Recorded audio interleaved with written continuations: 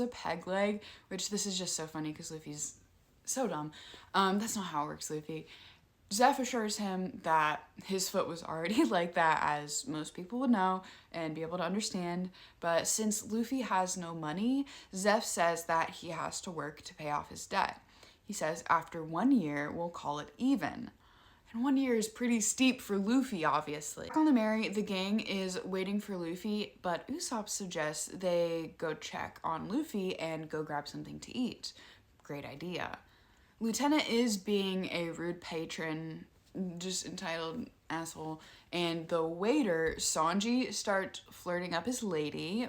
Very Sanji behavior. I love this introduction of Sanji. He's so suave. Lieutenant plants a bug in his own soup, but Sanji fires off a really quick snarky response, and he has the whole club laughing with this.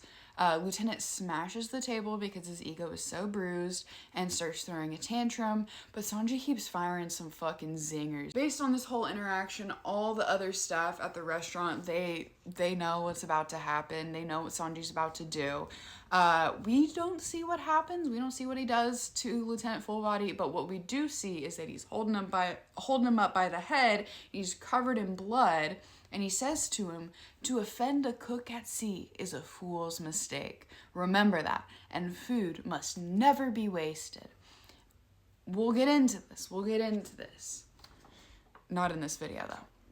I was pretty curious as to why Oda decided not to show this attack of Sanji's, but I think I have a pretty good guess. So they wanted to show us that Sanji is a good fighter and he can beat someone up, but they didn't want to show us how yet. And I think that's for 2 reasons, probably.